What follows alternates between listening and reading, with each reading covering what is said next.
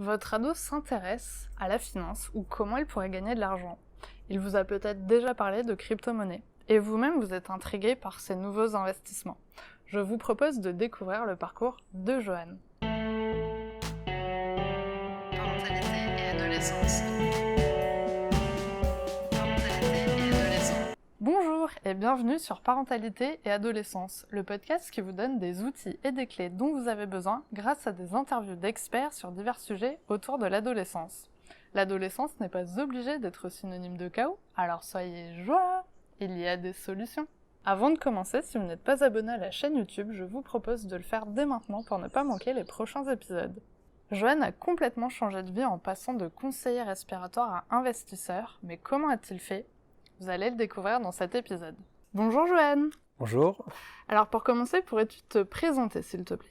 Je m'appelle Johan Derouet, je suis investisseur dans le Web 3.0, tout ce qui est technologie blockchain, la technologie des crypto-monnaies et du Bitcoin par exemple, et aussi consultant bénévole pour ceux qui le souhaitent. Une âme charitable pour nous aider. Alors ce mois-ci, comme tu le sais, on parle d'argent de poche et d'éducation financière sur le podcast et j'aimerais que tu nous parles un petit peu de toi. Est-ce que tu avais de l'argent de poche quand tu étais plus jeune ? Moi, pas forcément ou très peu en tout cas. Venant de ma mère, mes parents en tout cas, non, pas forcément. Plus de ma grand-mère à la rigueur. Ça arrivait que ma grand-mère me donnait un peu d'argent. Mais généralement, je le dépensais à... En bonbons. Ouais, voilà, c'est ça, exactement. On se souvient tous, c'est de notre génération, on a acheté des Malabars, des petits crocodiles à la boulangerie. Oui, on a tous plus ou moins connu ça, je pense. Mais je le dépensais directement.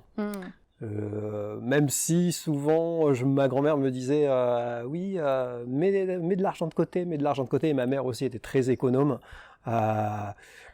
Ils avaient encore cette mentalité-là, je pense que j'ai l'impression qu'elle restait de l'après-guerre, ou très économe, toujours avoir de l'argent de côté. Mais j'avais pas forcément ce réflexe. Moi, j'avais plus envie de le dépenser à ce moment-là, en tout cas. Est-ce qu'à un moment donné, tu as un peu essayé d'économiser pour t'acheter des trucs, ou tu avais un peu cette démarche-là, ou vraiment pas du tout ? C'était pas dans mon... Je pense que je pouvais avoir du mal à faire ça. Du moins jusqu'à ce que j'ai mon premier salaire, où là, oui, je visais certaines choses que je voulais acheter, mais je dépensais assez rapidement mon argent quand même. D'accord. Ouais, j'étais quand même, à ce moment-là de ma vie, j'étais quand même quelqu'un d'assez dépensier, compulsif même, j'ai envie de dire.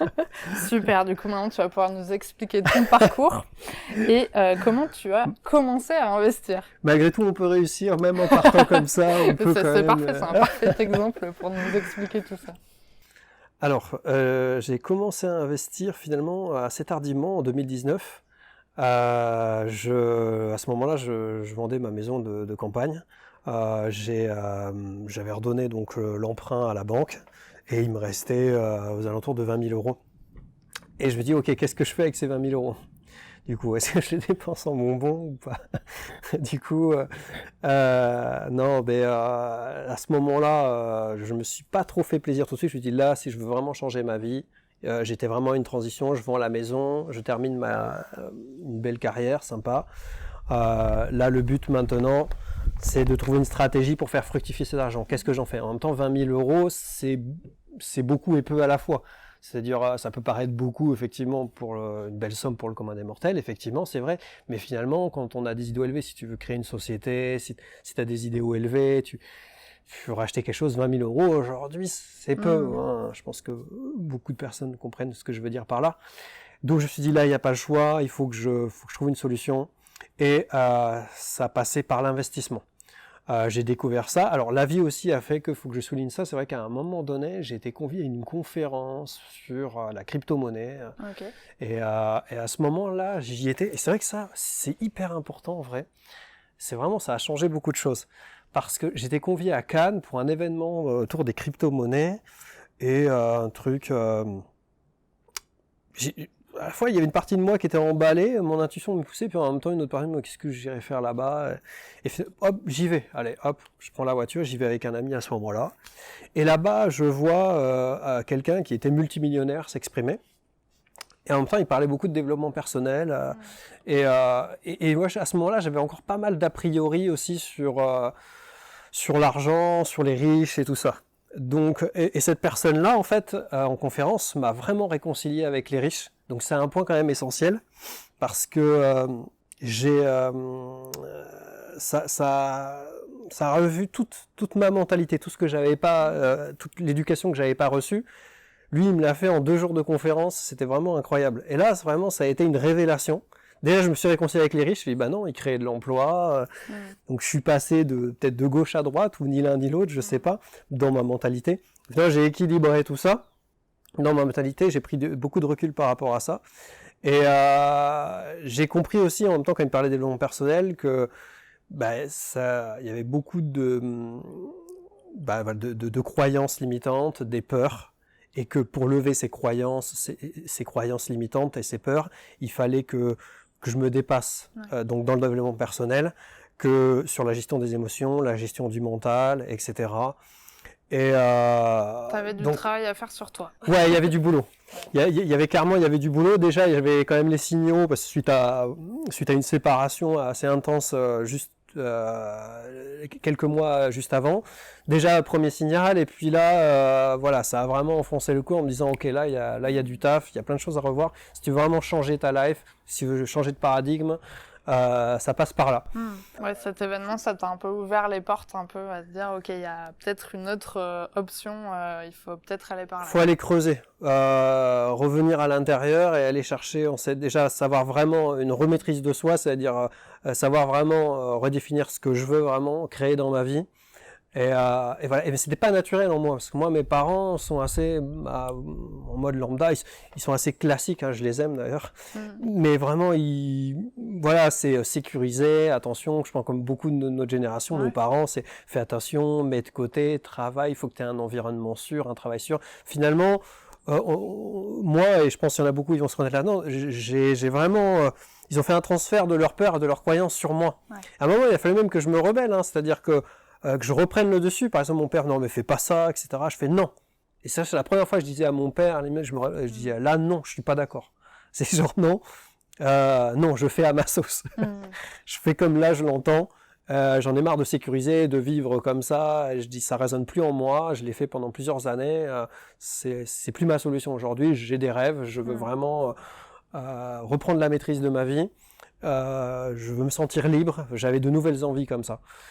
Donc me voilà rentré, je rentre chez moi du coup après cette conférence, donc c'est vrai que ça mouline un petit peu, pas mal. Je me dis ok, on va falloir effacer quelques schémas, quelques programmes pour en installer de nouveaux si tu veux. Et c'était intéressant en même temps, c'était excitant en même temps comme période. Il y avait une espèce d'inconnu, mais il fallait se redécouvrir soi. Donc déjà je commence à me réconcilier avec l'argent, on me dit ok, c'est ok, l'argent n'est pas le mal donc ça c'est ok. Et alors là quand j'ai saisi ça, quand j'ai pris conscience finalement, ça a généré en moi une motivation mais de fou. C'est-à-dire que j'ai commencé enlevé toutes tes barrières. Ouais, toutes les barrières d'un seul coup, comme s'il y avait une grande porte qui s'ouvrait, une grande porte dorée. Et là je dis waouh, ok, un nouveau monde. Bon alors par où on commence. Ouais, c'était excitant. Du coup je me dis bon, c'est génial. Et là bah oui, j'ai découvert en même temps donc la crypto-monnaie, j'ai commencé un peu à me former et puis tout est question de volonté. Quand après on veut réussir quelque part, on s'intéresse, quand on est passionné, quand on a réussi à déterminer un nouvel objectif, on est tellement en joie que ça devient, tout est beaucoup plus fluide. Alors tout va pas tomber du ciel comme ça d'un coup parce que il y a des tests, des épreuves, etc. Mais ça fait partie du programme, du nouveau programme, c'est normal. Mais quand on sait ce qu'on veut et qu'on s'y tient, c'est fluide. Donc là, tu as passé ce temps-là à rechercher un petit peu la connaissance sur justement l'investissement, comment tu allais faire, comment ça fonctionnait. C'est ça. Et tu as fait ça tout seul. J'ai fait ça tout seul. Ça a pris quelques mois. Je travaille comme ça en autonomie et comme avant, j'étais aussi passionné d'informatique. J'avais tout appris en tant qu'autodidacte. Voilà, je me pose dans un coin, puis généralement c'est des périodes de bulle où je suis dans mon coin, il y a personne, mes amis ne voyaient pas trop pendant ces périodes-là en général, et là j'étais célibataire donc tant mieux, C'était parfait, je suis dans ma bulle et je me concentre sur moi. Bam, bam, bam. Ce qui ne veut pas dire que les gens en couple ne peuvent pas y arriver. Non, oui, bien sûr. C'est clair. Mais en tout cas, c'est vrai que là, j'étais vraiment dans une période idéale dans ma bulle. Oui, puis d'autant plus en couple que, en plus, un couple quand il est sain, je pense qu'il y a vraiment respect de la bulle de l'un et de l'autre. Donc à partir de là, je pense que quand une femme, elle voit son chéri dans une bulle ou un truc où il est passionné, etc., tant qu'on est dans l'amour, elle sera très heureuse de ça, et vice-versa, quand on voit sa chérie, dans un amour sain en tout cas, je pense qu'il y a vraiment pas de problème. Bref, c'était la parenthèse pour les couples. En ce qui concerne, là, mes circonstances, elles étaient clairement idéales. J'en ai profité. L'avantage, c'est que je pouvais passer des heures à bûcher là-dessus et à m'intéresser.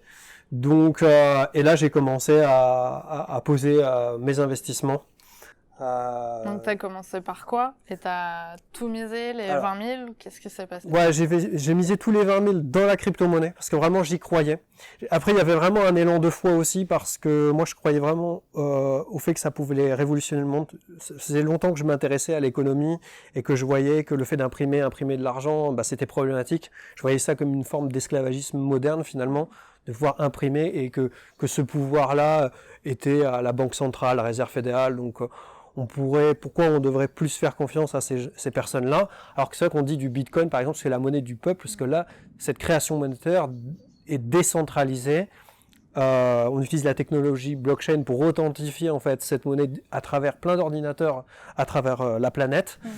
Je rentre pas dans le technique, hein, je vulgarise un max. Mais c'est ça la symbolique, c'est que ça change tout, et j'ai eu cette révélation, ça correspondait vraiment déjà moralement à mes convictions. Je me suis dit que ça pouvait résoudre un problème, et que comme la monnaie dépend, sa valeur fait que tout dépend de la confiance qu'on accorde à une monnaie, c'est ça qui fait sa valeur. Et c'est ce qui se passe actuellement avec le Bitcoin par exemple, à la base.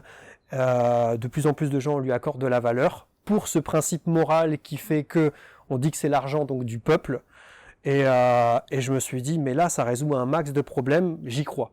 Il y avait un élan de foi, et je me dis, de toute manière, ces 20 000 euros, soit je les perds et ma vie ne changera pas, je retournerai bosser, soit je les investis, et là, je peux trouver une possibilité, un nouveau paradigme. Ça correspondait à mon nouveau paradigme, en tout cas, donc j'y vais. Alors, je mets pas tout dans le Bitcoin, mais je m'intéresse à différentes crypto-monnaies, et donc là, j'aime à dire que voilà, la foi a animé, a aiguisé mes intuitions et mes intentions. Et c'était parti. Donc je suivais ça en parallèle, et je me suis diversifié dans diverses crypto-monnaies. Maintenant, voilà, sans rentrer dans le technique, je pense que voilà, pour les parents qui écoutent, ou peut-être pour pas que ça paraisse être du chinois quand on parle de crypto-monnaie, je pense que aujourd'hui, on voit bien, il y a plein de parents, ils sont dépassés par les nouvelles technologies, etc. Et vous voyez à la vitesse, et là c'est important, je trouve que c'est vraiment intéressant là ce que je veux dire du coup. On voit très bien que les adolescents, les enfants, ils apprennent beaucoup plus vite, vite fait l'ordinateur, etc. S'ils sont centrés sur ça, ça résonne en eux, qu'ils sont passionnés, l'enfant, qu'il soit adolescent, moi j'ai attendu une trentaine d'années pour ça, pour faire ce processus, mais ce processus il aurait pu se passer pendant l'adolescence. Un adolescent, s'il est passionné, pris par quelque chose, faut pas l'en empêcher, il va comprendre, il fera peut-être ses propres erreurs, parce que j'ai pas gagné de l'argent de suite. L'aventure, je l'expliquerai juste après, ce qui s'est passé, mais quand on est passionné, on peut que réussir, j'en suis convaincu. Du moins apprendre. Voilà, à apprendre. Et puis, comme tu le sais, j'ai cité Nelson Mandela, je ne perds jamais, soit je gagne, soit j'apprends. Et ça fait partie aussi du cursus, du parcours en tout cas, de la quête. Donc faire confiance à l'adolescent, je pense, dans sa recherche, et limite essayer même avec une petite somme de monnaie, quelque chose, tiens, mets 50 euros sur ton application de crypto, j'y connais pas que dalle, mais je t'encourage à expérimenter. Et puis voir, et puis on va voir si tu gagnes de l'argent avec 50 euros, si tu avais gagné 70, je sais pas, par exemple. Oui, parce que maintenant, il y a quand même, en général, quand on est ado, les grands-parents, par exemple, donnent de l'argent à Noël ou à l'anniversaire, c'est plus vraiment des cadeaux, donc ils peuvent accumuler un peu une petite somme d'argent. Par exemple. Soit pour se payer quelque chose, soit pour tenter. Alors, pour allouer à se payer quelque chose, on y viendra aussi, ça c'est intéressant, pour faire la part des choses, entre tout dépenser et économiser. Je pense que finalement c'est un équilibre entre les deux, se faire plaisir et mettre un peu de côté et investir. Et effectivement, oui, on peut allouer une petite somme d'argent, comme ça je trouve que c'est très très bien pour commencer, et pour s'éduquer aussi, pour s'exercer, et faire sa propre expérience. Donc pour en venir à ma propre expérience, j'ai de 20 000, j'avais perdu de l'argent, comme c'est un marché qui est assez volatile. Donc émotionnellement, on se fait ok, t'as bien lu tes bouquins de développement personnel là, parce que maintenant ça y est, on va rentrer dans le vif du sujet là. Et effectivement là, j'ai plongé un peu au départ, et même je me souviens, j'ai pas honte de le dire, on est des êtres émotionnels. Hein. J'ai même versé une petite larme Michel parce que c'était quand même les économies de ma maison. Hein. Bah, oui. C'est du temps de travail, donc de dur labeur. Et là, je me suis posé, je m'en rappelle, et c'est vraiment le moment qui a tout changé dans ma vie à ce moment-là. Je m'en souviendrai toujours. J'ai été me poser sur le canapé et je suis rentré un peu dans une phase méditative. Moi, je me suis posé, j'ai observé cette émotion et je l'ai laissé me traverser. Parce que j'avais peur, en fait, de perdre. Parce que je me dis, quand même, c'est une somme, quoi. Et là, je me vois un peu en mode, je tremblais. Et il y avait quand même une voix bienveillante dans ma tête qui me disait, lâche prise, lâche prise. Et là, j'ai lâché prise, et je me rappelle avoir larmiché, tu vois, même là, ça me fait une remontée d'émotion d'y repenser, en fait. On n'a pas de mouchoir. Non, mais ça va, mais maintenant, je laisse passer les émotions, justement, je trouve que... Enfin, maintenant que j'ai compris comment ça fonctionne, je sais que d'où l'importance de les laisser nous traverser, et les accueillir sans s'identifier, mais en tout cas, les accueillir pleinement, et ça, c'est cool. Et c'est ça qui peut changer aussi une vie. C'est très symbolique, ce que je dis, mais ça a tellement son importance.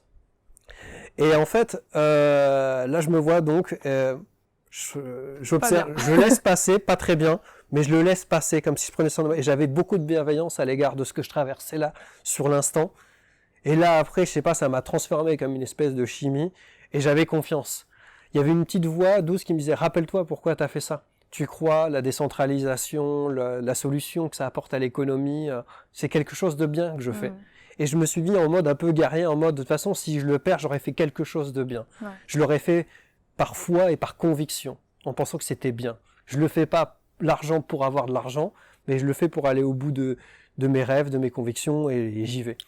Et ben là, à partir de ça, je pense qu'il s'est passé 1 ou 2 jours, et les jours qui ont suivi, bah là, bam, tout a été changé à l'inverse. Et là, mon argent, ça a commencé à se fructifier, ça a été incroyable. Là, je commençais à y voir beaucoup plus clair.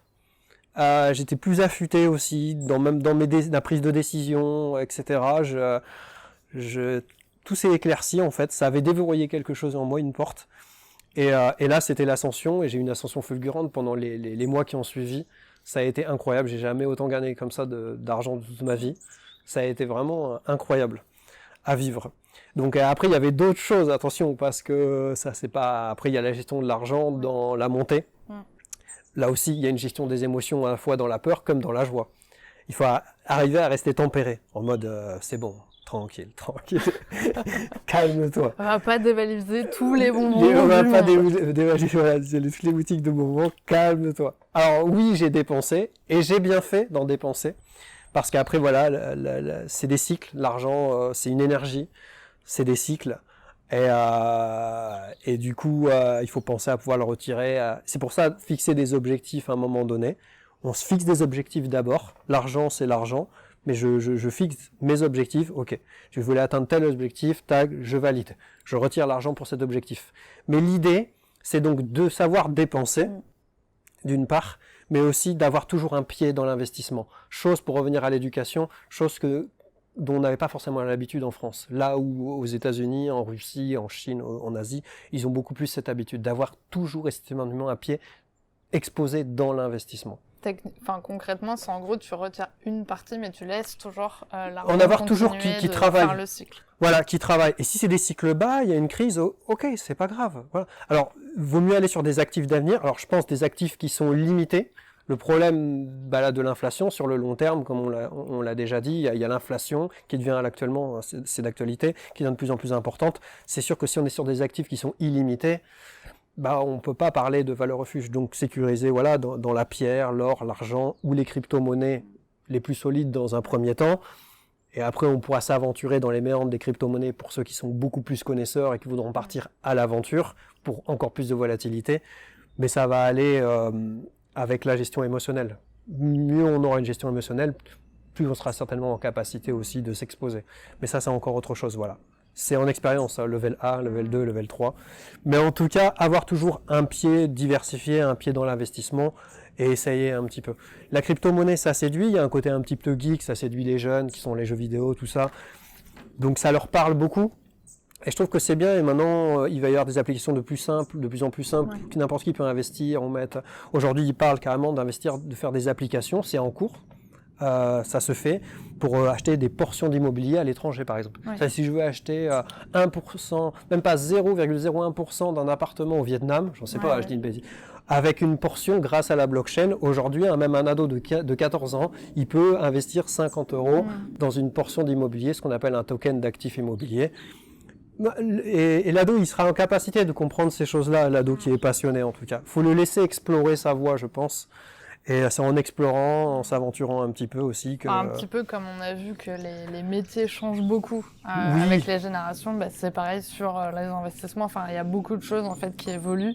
Et effectivement, il faut essayer de garder le fil un peu de l'évolution et d'essayer de quand même continuer à s'informer, rester éduqué Ouais. et d'essayer d'accompagner le mieux possible son ado et même soi-même, parce que finalement, c'est aussi très cool de pouvoir investir là-dedans en tant que parent, quoi. D'accompagner, carrément. Mais c'est vrai que c'est pas forcément toujours évident pour un parent de suivre, mais c'est tout à son honneur. Et franchement, c'est une belle preuve d'humilité là, d'accompagner son enfant, de s'adapter, de voir à son époque, plutôt que d'être dans la stigmatisation, de dire « Ah, t'as vu, de notre temps, etc. » Le passé, c'est le passé. Maintenant, on est dans le présent. Qu'est-ce qu'on fait pour s'adapter? Comment je fais pour être au plus proche de mon enfant, être dans la compréhension de mon enfant? Bah, je pense que là, voilà, la réponse, elle est là, et c'est bien. Et puis, c'est une belle aventure de faire ça. Bon, là, je pense que tout le monde est en haleine pour savoir à quel moment ta vie a basculé. Alors, du coup, t'as vu évoluer un petit peu ton portefeuille de crypto. Ouais, et c'était fou. À quel moment, en fait, tu t'es dit, genre, ça y est, je vais prendre une partie et ma vie a changé, quoi. Alors, j'ai fait des conneries, hein. Alors, parce que généralement, moi, je parle du principe que je le dis dans une chanson que j'avais faite à un moment donné, je fais un peu de musique, mais je disais à un moment donné que, en fait, un peu comme l'ivresse avec l'alcool, l'argent révèle la vraie nature qui est déjà en nous. Et je trouve ça intéressant parce que si de base t'es plutôt radin, bah tu peux être encore plus radin. Si de base t'es généreux, tu peux être encore plus généreux. Ça révèle encore plus la vraie nature en fait qui dort en nous finalement. Et c'est intéressant. Et alors moi, j'étais plutôt dans la générosité de base. Et j'ai eu tendance, mais aussi ça a révélé quelques syndromes. Parce que des fois, dans ce qu'on pense être bien, il peut y avoir aussi du mal. Là, dans ce parcours, dans le sens où moi j'aurais pu avoir tendance à vouloir sauver un peu tout le monde. Genre, je vous embarque tous, les frérots, comme ils disent les jeunes. Un peu en mode, voilà. Mais ça m'a montré que, voilà, j'ai eu des couacs. J'ai dépensé de l'argent, c'est bien. J'en ai laissé un petit peu en investissement. J'ai pas optimisé, j'ai pas retiré toujours bien comme il faut. Je me suis bien débrouillé pour aujourd'hui, en tout cas, à pouvoir vivre tranquillement. Et ça, c'est cool. Maintenant encore, j'ai d'autres steps à passer et j'y travaille encore. Mais j'ai fait des conneries, ça fait partie du parcours. Et oui, bah, l'argent attire plein de choses, plein d'événements aussi, ça soit relationnel. Mais c'est de l'expérience, voilà, c'est de l'expérience. On peut avoir, je pars des trucs un peu, on peut avoir envie de flamber un petit peu. À ce moment-là, je suis parti au Portugal. Moi, je suis revenu que récemment, là, en France, tout récemment. Mais je suis parti au Portugal un peu à l'aventure aussi avec un ami. Voilà, on a pris une petite villa au bord de la mer. On a vécu quelques petits rêves comme ça, ici et là. Mais tout en sachant bien, en réalisant bien que c'est pas ça qui était la clé de mon bonheur. Par contre, c'est clair. Ça me l'a confirmé. Je fais OK, j'ai bien compris ça. Mais ça va, ça je l'ai assez vite compris. Donc c'est cool, comme si on le savait déjà un peu. Mais en tout cas, ce qui était intéressant, c'est ensuite de se réaliser, de revenir, de garder les pieds sur terre, d'avoir la tête sur les épaules et de se dire OK, maintenant en fait ce qui compte le plus, c'est de se réaliser, qu'est-ce que je peux faire pour aider les autres, pour inspirer, ce genre de choses. Et c'est là que j'ai mis un peu à jour aussi mon site, makeit.com. Voilà, que si je pouvais accompagner des personnes, pour moi c'était un grand plaisir. Je pouvais le faire même en bénévolat parce que c'est juste un tel plaisir. Parce qu'aujourd'hui, grâce à tes investissements, du coup, ça te permet d'être tranquille, quoi. D'avoir du temps, en tout cas. Tu travailles plus pour de l'argent, quoi. Bah là non, voilà, j'ai pas besoin de, ou alors ce qu'on appelle travail entre guillemets, c'est je peux faire ce que je Ce que tu décide de aimes. faire. Ouais. Si je veux faire de la musique, je fais de la musique. Si je veux peindre, je peins. Et c'est ok. Mais si je veux aider des autres, j'aide les autres. Finalement, l'idée, c'était d'acquérir la liberté que j'avais rêvé d'acquérir au départ. Et c'était ça, pour avoir le temps de faire des choses qui résonnent mieux en moi en tout cas. D'accord. Et c'est ça. Et ça nécessite d'aller donc, pour acquérir cette liberté, d'aller donc au-delà de ses peurs et de ses croyances. Exactement. Et du coup, en parlant de ça, donc tu en as parlé un petit peu au début. Ouais. Est-ce que tu peux nous expliquer un peu comment a évolué un petit peu ta relation à l'argent? Ma relation à l'argent, c'est que, alors, ouais, un message qui peut être vachement intéressant, c'est que paradoxalement, cette ascension, elle a été faite en parallèle que je me détache à l'argent. C'est-à-dire avant, j'ai eu une période qui était assez matérialiste, c'est-à-dire matérialiste où j'étais quand même vachement attaché à mes biens. Ou alors je pensais aussi que, par ego, hein, que ça faisait qui j'étais un petit peu. Ah bah j'ai ça ou j'ai fait ça, donc je suis ça. Et en fait, bah non. Donc l'argent, je le voyais complètement différent. L'argent, c'est pas pour un truc pour montrer, regarde qui je suis. C'est non. C'est ok, cet argent-là aujourd'hui, je sais qu'il me sert à me réaliser et à faire quelque chose, à réaliser des objectifs. Et du coup, mon rapport, oui, a complètement changé. Et c'est surtout que j'en suis totalement détaché. C'est-à-dire qu'aujourd'hui, les chiffres, que ça soit 1000, 10 000, 100 000 ou voilà, ou 1 million, ça peut choquer des personnes, mais en fait, tout dépend de l'objectif que je veux réaliser. Je suis plus attaché à la notion de l'argent, à savoir tel chiffre, ça représente ça. Oh, si lui, il a 1 million, ça veut dire qu'il est exceptionnel, ou lui, je qualifie plus du tout les choses comme ça. L'argent n'est qu'une énergie et un moyen, et ça s'arrête là. Et j'en suis surtout détaché, totalement. Ça, et c'est aussi le secret quelque part pour être à l'aise avec l'argent et pour pouvoir créer une abondance aussi au niveau de l'argent surtout. C'est-à-dire plus on en est détaché, finalement la cupidité c'est de courir après l'argent, qu'on soit pauvre ou riche, ça n'a rien à voir. C'est le fait de courir après l'argent. Mais quand on arrête de courir après l'argent, on peut se laisser d'ouvrir sa besace et de laisser entrer, d'accueillir plus facilement, d'être plus centré et d'y voir plus clair à ce niveau-là. Et de pas faire surtout comprendre, saisir que c'est vrai que c'est pas la solution pour être heureux. Je suis malheureux parce que j'ai pas d'argent. Non, c'est pas vrai. Ça, c'est une croyance. Mais et le fait d'avoir beaucoup d'argent va peut-être à un moment donné créer un voile d'illusion, mais c'est pas ça. Il crée à se réaliser. Si c'est ça ton rêve, si mon rêve c'est juste d'aller pêcher et tout ça, tant que j'ai ma canne à pêche et que j'ai tout le temps pour pêcher, bah la personne est centrée, elle sera super heureuse. Elle aura peut-être pas besoin de beaucoup d'argent. S'il y en a, il a des idéaux élevés, bah moi j'imagine d'avoir 2-3 millions parce que je vais faire une ferme pédagogique bio, mais vraiment super géniale avec beaucoup d'hectares. Bah oui, ça va coûter de l'argent. Donc il va falloir se réconcilier avec l'argent et surtout s'en détacher pour pouvoir le faire fructifier. Parce que si on le fait fructifier un petit peu, on retire vite par sécurité, vite, on n'atteindra jamais des idéaux ou des objectifs élevés. Ouais. En fait, c'est ça, c'est ce que tu disais, il faut avoir des objectifs pour visualiser un petit peu là où il faut visualiser l'objectif, plus que l'argent. Juste l'objectif. Cet objectif-là, que ce soit une ferme pédagogique ou une petite cabane de pêche, peu importe. Que ça soit. Et puis il n'y a pas à juger. Il y en a un, ça va peut-être une voiture de sport Ferrari. S'il veut, si c'est son rêve. C'est pas là qui fera ça à son bonheur, mais peut-être lui il est passionné de conduite, de gros moteurs. C'est ok, chacun son rêve. Il n'y a pas à juger le rêve des autres. Tout est ok en fait. Mais de visualiser ce rêve sans avoir l'idée de savoir combien ça coûte. Juste rester focus sur sa vision. Et se dire qu'en fait l'argent c'est un moyen pour atteindre ton rêve et pas de se dire je veux juste de l'argent pour avoir de l'argent. C'est ça. Voilà, pour être en paix avec moi-même et me réaliser. C'est vraiment l'idée. Voilà. Alors du coup, on a vu que toi, tu t'étais vraiment auto-formé, t'as vraiment cherché un petit peu toutes les informations par toi-même. Mais est-ce que tu aurais des conseils un petit peu sur la manière de s'éduquer financièrement? Est-ce que tu as des ressources à nous partager pour les gens qui écoutent et qui peut-être s'y intéressent, mais savent pas trop par quel bout le prendre, par où commencer, même si effectivement tu peux taper éducation financière sur Google et il doit se passer des trucs Il y a plein de incroyables. choses sur Internet, c'est tellement... Maintenant, c'est vrai que... Et pour aller droit au but, si on voulait synthétiser... Alors déjà, on dirait du point de vue de l'adolescent ou du point de vue du parent, par exemple? Les deux. C'est Les deux. deux options. Ok, on peut faire d'une pierre deux coups. Vas-y, On peut faire d'une pierre deux coups. Déjà, je m'adresse aux parents. Quelque chose d'important, c'est d'éviter déjà de faire un transfert de ses peurs et de ses croyances sur l'enfant, sur l'adolescent, sur 3 points. Alors, j'avais quelques petites notes, j'avais mis peur, croyances, idéaux. Mais je trouve que c'est vraiment important. Alors, on va commencer par la peur, le transfert parce que des fois, l'argent, on associe ça au jeu d'argent, etc. Puis on voit un peu des panneaux, ils disent attention, nanana, etc. Bon, ces peurs, c'est en détaché. Alors, nos peurs, le parent, c'est la peur du parent. C'est sa peur.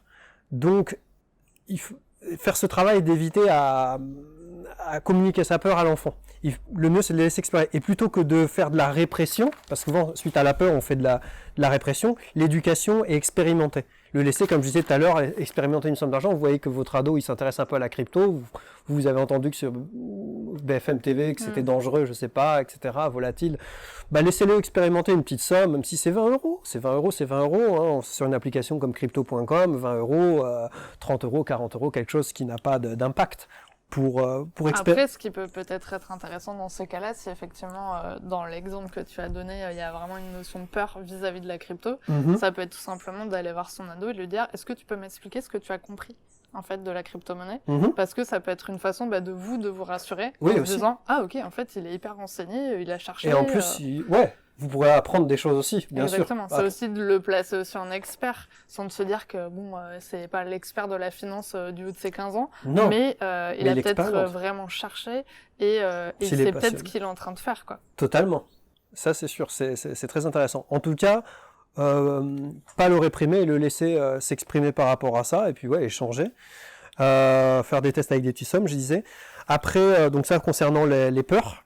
Les croyances lever les croyances limitantes aussi sur le fait que l'argent c'est mal, l'argent c'est le diable, etc. À un moment donné, stop. L'argent ne fait pas le bonheur. On disait oui dans un sens, mais comme on dit, il y contribue. Il faut, je repars sur ce principe-là, mais pas croire que c'est l'argent qui va nous sortir du malheur ou faire notre bonheur, mais en tout cas, il va permettre de se réaliser indirectement et de viser des projets. Donc voilà, donc lever les croyances limitantes et les idéaux. Donc ce que j'appelle les idéaux, c'est par exemple un parent, il est dans une vie un peu où il n'y a pas beaucoup d'argent, donc de prolétariat, c'est-à-dire que pas avec des idéaux élevés, et que peut-être que c'est très bien comme ça, une vie très simple, une vie d'artiste, je sais pas par exemple, mais peut-être que lui, le chemin de vie de l'adolescent, mais il en sera tout autre. Peut-être que lui, il a des idéaux plus élevés, qui nécessitera plus d'argent que ses parents. Donc, pareil, c'est-à-dire l'inverse tu sais, le médecin, moi j'étais médecin, tu fais partie de la lignée de telle famille, donc du coup, faut que tu sois... non, peut-être lui, il a juste envie d'être un artiste, et peut-être que le parent, il aura brassé énormément d'argent, et que l'enfant, lui... ça nécessitera pas beaucoup d'argent de réaliser ses rêves, et c'est ok. Et à l'inverse, c'est pareil, un parent qui n'était pas avec beaucoup d'argent, etc., ne doit pas empêcher son gamin qui, lui, peut-être aura besoin de beaucoup d'argent pour réaliser ses idéaux, et c'est ça que j'appelle les idéaux. Donc, évitez de faire des transferts peur, croyance, idéaux, déjà. Et puis après, il y a des bouquins... Moi, j'avais noté 3 bouquins, je sais pas si ça faisait partie de... Tu peux nous les donner maintenant. Mais il y avait 3 bouquins que je trouve vachement intéressants. Déjà, c'est le Père pauvre, Père riche de Robert Kiyosaki, qui est un best-seller qui est vachement connu. Donc ça, je pense que c'est vraiment la base pour se réconcilier avec l'argent. Déjà. Ensuite, qui est vraiment basé sur l'argent, mais les 2 autres que je vais citer sont pas forcément basés sur l'argent, mais sur plus développement personnel, qui est Le pouvoir de l'intention de Wayne Dyer, que fixer son objectif, réaliser, on crée par notre pensée, par ce qu'on raisonne, par le pensée, par ce qui résonne dans notre cœur. Donc et mettre une intention, fixer un objectif, le pouvoir de l'intention. Ça peut être le bon moment d'expliquer que le cerveau ne fait pas la différence entre le réel et ce qu'on imagine. Et c'est pour ça que la visualisation fonctionne quand, par exemple, on fait des tableaux de vision. Et c'est pour ça que le fait de se dire qu'on peut visualiser quelque chose, on ne sait pas forcément comment on va y arriver, mais c'est important de le visualiser. Ça fonctionne parce que le cerveau fonctionne comme ça aussi. Carrément. Et d'être totalement à l'aise avec ça et de le nourrir en soi. C'est déjà, voilà, une fois qu'on a levé les peurs, les croyances, les idéaux, qu'on s'est éduqué avec Robert Kiyosaki. Ensuite, objectif, pouvoir de l'intention. Et après, troisième étape, et là, je pense à moi parce que c'est l'étape pour moi la plus... Enfin bon, après, chacun a ses skills, ses compétences. C'est le pouvoir du moment présent Eckhart Tolle. Donc la patience. J'ai appris comment on semait des graines dans un jardin. Ensuite, je sème mes graines. Jusque là tout va bien. Et après, les cyclicités, le temps. Faut attendre et faut apprécier chaque instant, le moment présent. Ça revient finalement, ça ferme le cycle quand je disais un tel tac ne fera pas ton bonheur. Le bonheur, il est là, il est dans l'instant présent, dans chaque instant présent. Donc entre le dire et le faire, le saisir, il y a un monde, mais le pouvoir du moment présent pour accepter de patienter, pour se dire quoi qu'il arrive, moi actuellement j'ai créé ça. On participe dans l'instant présent à créer de futurs instants présents qui seront toujours meilleurs, qui correspondront à nos intentions, à mes idéaux, et qui résonnent en moi. Mais ça permet de bien gérer la patience en tout cas. Ça. Voilà, c'est mon petit défaut et qui me joue au détour encore actuellement. Hein. Mais ce qui est bien, c'est qu'on apprend tout le long de sa vie, donc dans n'importe quel métier. Et puis en plus, d'autant plus que toi, tu t'es auto-formé, donc forcément, il doit y avoir aussi des trucs que tu dois apprendre aussi au quotidien. Tu dois tester, modifier, apprendre, un peu comme... on apprend toujours. De toute façon, c'est ça, l'humilité, c'est se dire... l'orgueil et l'humilité sont vraiment en opposition. L'orgueil, c'est stop, ça veut dire... Orgueil, ça veut dire stop, ça y est, moi je sais, donc terminé. Et l'humilité, c'est se dire, non, qu'est-ce que je peux apprendre encore? Comment je peux... je peux me fixer des nouveaux objectifs, je peux ouvrir des nouvelles portes. Et c'est ça, tout simplement. Voilà. C'est la magie de la vie, j'aime bien. Et laisser c'est ça, parce que dans le pouvoir du moment présent, c'est là où la magie, en fait, où l'âme agit. Donc... Voilà. En tout cas, merci pour ces ressources. Et la dernière petite question, c'est la question que je pose à tous mes invités du podcast. As-tu un message à transmettre aux personnes qui nous écoutent aujourd'hui? Le message à transmettre, c'est de croire en vous à fond. La société, elle nous a... Alors, je veux pas tomber dans ces trucs de oui, la société c'est mal, etc. C'est que c'est loin de là, en fait. Mais en tout cas, dans notre éducation, qui date déjà maintenant de décennies, même de siècles, on a vraiment imprimé des choses, même dans nos inconscients, et on a imprimé des pensées, des croyances, en pensant que c'était la réalité, et on a eu tendance à oublier de s'en écouter, de s'écouter, de savoir qui on est vraiment. Pas hésiter en fait à revenir dans ce silence, cette paix de l'âme pour vraiment redécouvrir qui on est, les réponses qui sont à l'intérieur de soi, et de croire complètement en soi en fait, et en ses rêves. Et même pour les adultes, pas oublier que le petit enfant il est toujours là, à l'intérieur. Vraiment... et laisser parler toute cette authenticité, cette vulnérabilité, comme tout à l'heure je disais, j'ai eu un petit coup d'émotion, c'est naturel, et j'avais perdu ce truc-là, je le faisais plus naturellement, mais ça a vraiment son importance, parce que ça libère de tout rejet, de tout jugement, de tout... Il y a des choses dans la vie à traverser, mais la traversée, en les traversant ensuite derrière, il y a des choses il y a des choses magnifiques à découvrir. Donc croyez en vous à fond. On a tous un talent caché, on a tous quelque chose en nous, on a toute une part où on peut contribuer, on a quelque chose à apporter en tout cas à cette société. C'est pour ça que je ne veux pas dire qu'elle est dans le mal, c'est juste qu'on peut apporter vraiment quelque chose d'authentique en fait. Ouais. C'est juste qu'elle manque d'authenticité cette société. Et elle manque de ce retour à l'enfance, un peu, de cette joie-là. Et il faut vraiment continuer, il faut vraiment entretenir ça, je pense. Voilà, et pas oublier ça, ressaisir là. Ouais, je m'arrête là, parce que c'est un sujet où je peux partir loin après. Mais je pense que les gens, ils ont compris forcément ce que je voulais dire. Ça marche. Bon, en tout cas, mais merci beaucoup d'avoir accepté mon invitation sur ce podcast. J'espère que cet épisode pourra vraiment apporter de la magie un peu dans la vie des gens qui peuvent écouter cet épisode. Bah, j'espère aussi. Et de l'envie peut-être d'investir. Ouais.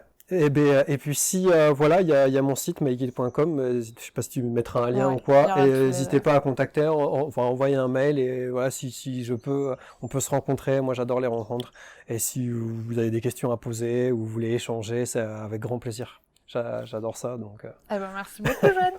Merci à toi en tout cas de m'avoir laissé cet espace de parole, ça fait vraiment plaisir. Merci d'avoir regardé la vidéo jusqu'au bout, j'espère qu'elle vous a plu. N'hésitez pas à la partager auprès d'un parent qui pourrait en avoir besoin. Et on se retrouve la semaine prochaine pour un nouvel épisode. À bientôt!